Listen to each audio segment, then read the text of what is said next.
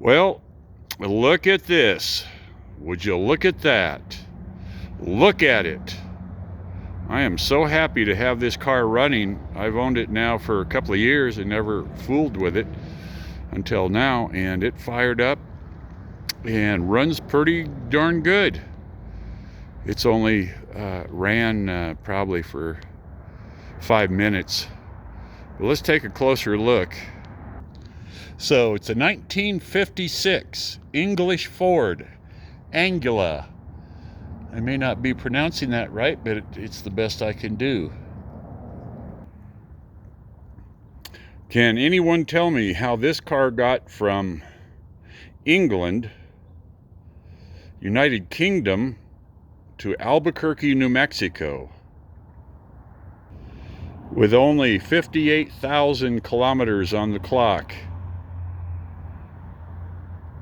I'm hoping some of you UK guys can look up the MOT and maybe share some history about this car. The mirrors are in the park mode. Now it's time to flip them in the driving position. See, in the park mode, no one's gonna knock it off. So you just look at that. Would you look at that? And here's the, I believe this is the MOT registration, which expired December 31st, 1956. Huh, so this is way out of registration. Here's the other side of it. Harold Perry, Finchley, N12. It's pretty cool to have this. Glad it stayed with the car. And you're not seeing things. This is a right-hand drive automobile. I don't just have my camera flipped around. This is funny. Look at this. Look at that. What are you going to do with that? Is that an ashtray, or I guess it's more of a change? Whoop. Well, I just broke it. No, I didn't. In fact, we'll take another look at this little guy. See, it's got a little ball bearing on it there that retains it. You see, they thought of stuff like that. This is the start button. This one here, L, is of course the lights, and you turn it right like that with just the parking lamps on.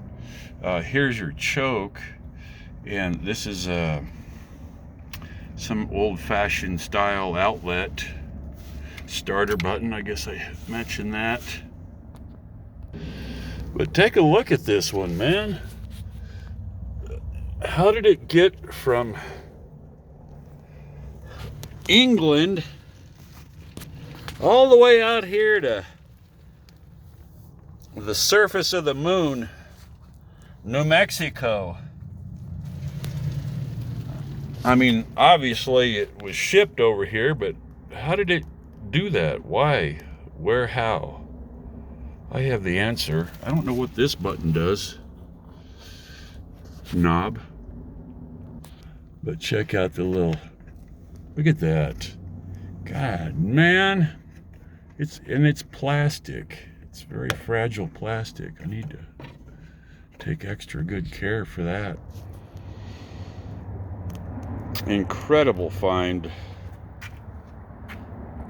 And to have everything intact. This, someone taped that. That was probably originally leather. But the door handles,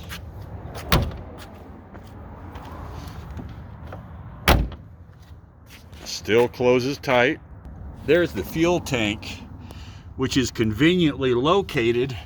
It unbolts from down here, okay, and then right here, this clamp, large clamp, and then my theory is you rotate it forward to have it get unlodged from its surface mounting hole.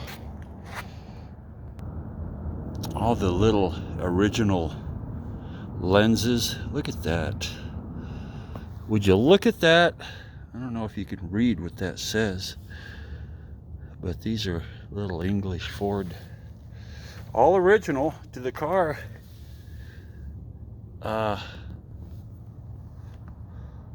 of course, that's the original paint. I've started to buff it out a little bit. I'm not quite done with the buffing, but it's coming out just beautifully. I'm using Meguiar's polish with a soft buffer pad, and yeah, man, it's crazy. Hey, let's hear what it sounds like. Here's the engine. I don't even know what size this is, but if it's more than 1100 cc, I'd be surprised. But look at the little fan. Isn't that darling? Little cooling fan. This original radiator. Here's more info. You probably can't read that. But anyway, what I've done, oh yeah, and then these original battery clamps, which I didn't know how to use those, so I just drilled a hole in the top battery post and put a screw in there, and it works. And I would assume that's how it was meant to be. The clutch and brakes work fine. Now what I've done here, this is a secondary fuel system.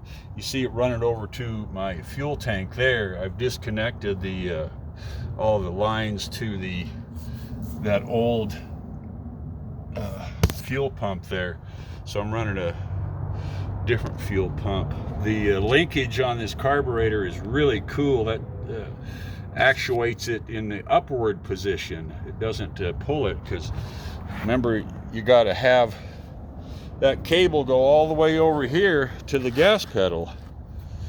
So, but anyway, let's see if it'll start. Okay, we'll clamp it. We'll put a Jed clamp it right there. Here, my fuel pump working, and that little needle bearing in the. Let me get in. It's a small car. You got to remember, people in 1956, they were a lot thinner than we are today. We're pretty fat people, especially us Americans, fat and unhealthy. Some of us, anyway, the majority. So we'll turn the key on. We got the oil light on, the generator light. Let's give it a little.